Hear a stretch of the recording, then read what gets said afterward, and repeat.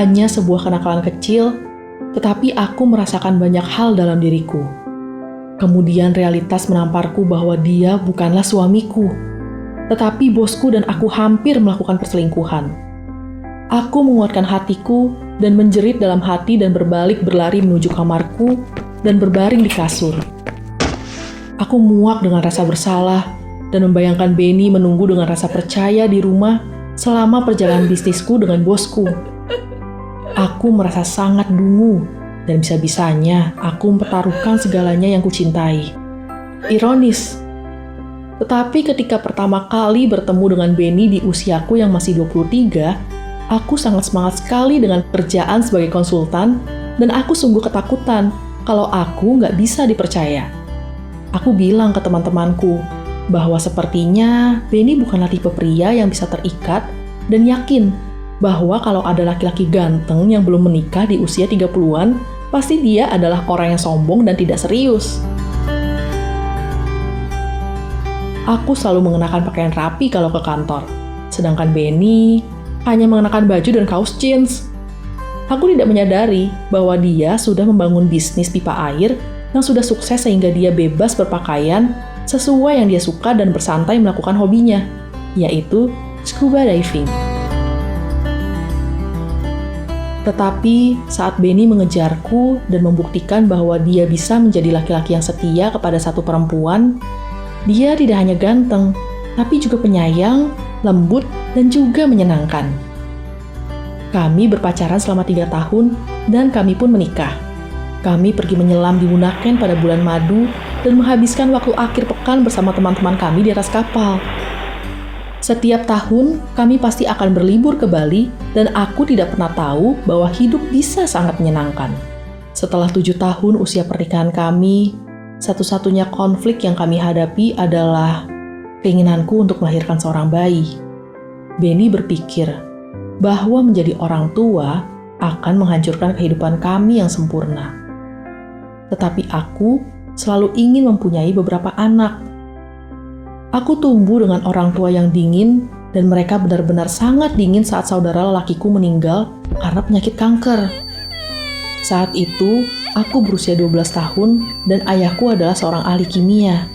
Ia keluar dari tempat kerjanya, sementara ibu menghabiskan hari-harinya sebagai seorang relawan di rumah sakit daerah dan malam hari dia tidur bersama rekan dokternya.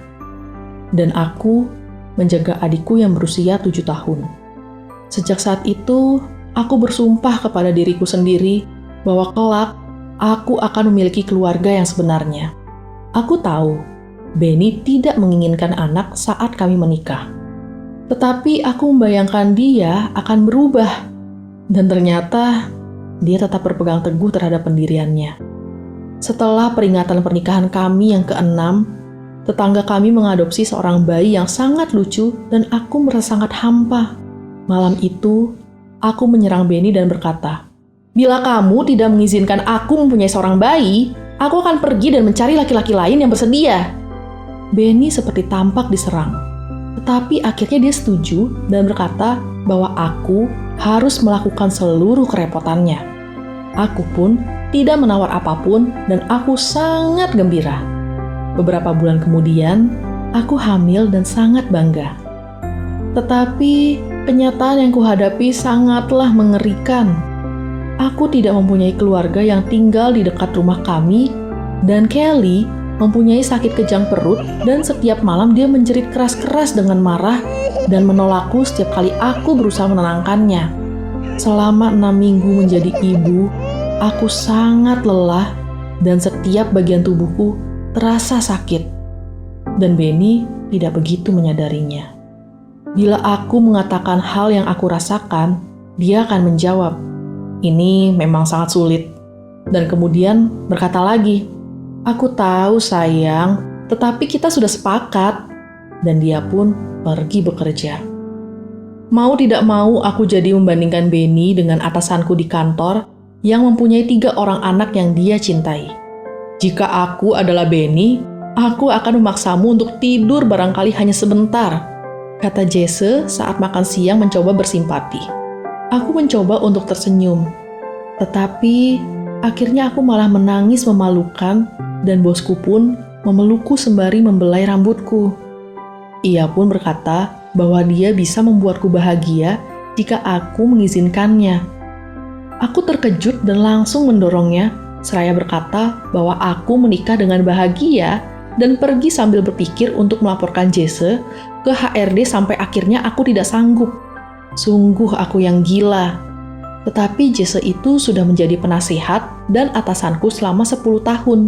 Dan dia tidak pernah menggodaku.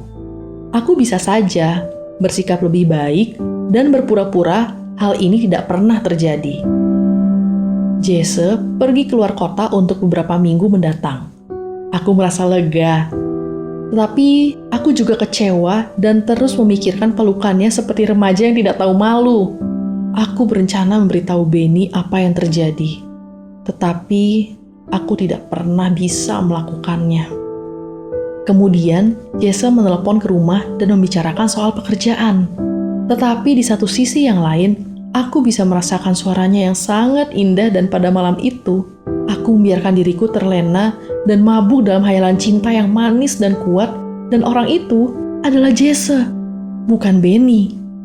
Dalam beberapa minggu mendatang, aku banyak makan siang bersama dengan bosku dan makan malam bersama dengan alasan sejalan dengan acara pameran produk yang diselenggarakan oleh klien kami. Semuanya berjalan baik-baik saja, kecuali yang ada di dalam benakku. Kemudian, Jesse memberitahu diriku bahwa aku dan dirinya akan memberikan presentasi dalam sebuah rapat di Surabaya untuk 1 malam perjalanan.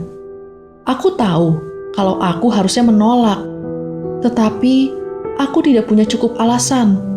Jauh dari Kelly selama 1 malam tentunya akan membuat akal sehatku bekerja dan bisa tidur sebentar.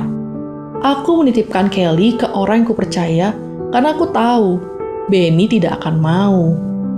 Presentasi kami mendapatkan sukses besar dan saat makan malam, Jesse memesan anggur yang sangat mahal dan kami pun bersulang bersama.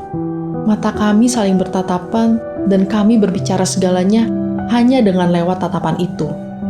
Kami tidak menginginkan makan malam, tetapi kami menginginkan satu sama lain. Saat di dalam lift, Jesse menciumku dengan mesra dan membara. Tetapi saat pintu lift terbuka, tiba-tiba aku merasa dingin dan mengingat bahwa Jesse bukanlah suamiku, Benny. Aku berlari menuju kamarku dan merasa kotor.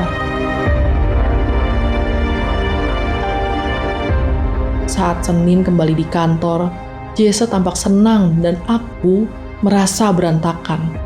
Akhirnya aku memberanikan diri untuk menghubungi Benny untuk menjemputku di kantor dan mengatakan segalanya walau itu artinya aku akan kehilangan dia.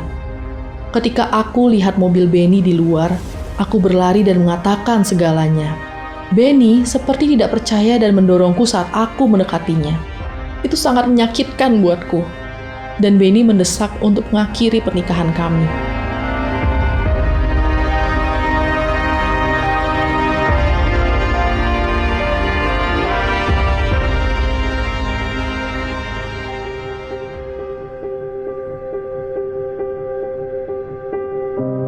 Aku merasa seperti ditendang dan beberapa hari kebelakangan ini, aku seperti tercampur aduk. Sekarang aku merasa sangat sedih terhadap keluargaku, khususnya kepada anakku Kelly, karena aku tahu bagaimana rasanya tumbuh dalam perceraian. Aku tidak percaya bahwa aku bisa begitu keliru mengenai Amy dan berpikir akulah yang meyakinkannya bahwa aku adalah seorang lelaki yang baik dan tidak hanya sekedar seorang pemalas yang tidak bisa apa-apa. Segalanya sangat baik sampai dia benar-benar membicarakan masalah bayi. Hal yang tidak benar-benar aku inginkan. Sebagai anak bungsu dari 4 bersaudara, aku melihat diriku ini sebagai ganjalan bagi orang tuaku. Pada saat aku lahir, ayahku berada di puncak karirnya sebagai pembisnis dan dia selalu ingin membeli kapal kecil dan berlayar mengelilingi dunia. Tetapi ibuku selalu mengingatkannya tentang bagaimana aku bisa bersekolah, dan di situ aku merasa seperti jangkar di sekeliling lehernya. 1 tahun kemudian ayahku memutuskan untuk pergi dan ibu mengalami depresi berkepanjangan dan berakhir meninggal beberapa tahun yang lalu. Itu sebabnya aku takut mempunyai anak dan aku pikir kami merasa cukup dengan hubungan asmara kami.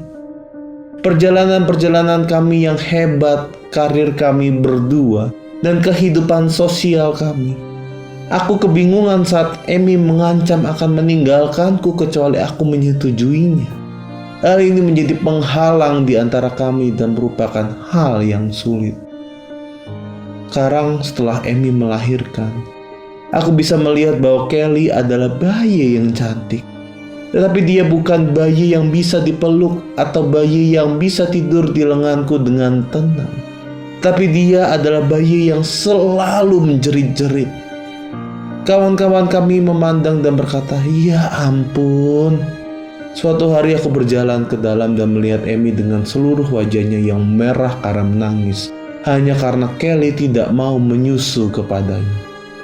Aku merasa kasihan kepada Amy, dan meskipun aku malu untuk mengakuinya, aku merasa marah kepada Kelly karena menghancurkan mimpi dan kehidupan kami. Kuakui kalau aku belum banyak membantu dalam banyak hal kepada Kelly. Tetapi aku juga tidak bisa menerima bahwa hal itu menjadi alasan Amy untuk berselingkuh dengan bajingan itu di tempat kerja. Aku sangat tidak percaya. Minggu lalu saat aku pulang menuju rumah, aku berhenti dan memarkirkan mobilku satu blok jauh dari rumah. Dan aku kira aku tidak bisa kembali pada hal-hal yang biasanya aku andalkan di sana. Seperti ketulusan, cinta, dan pengertian. Aku belum pernah merasa begitu bingung dan sendiri.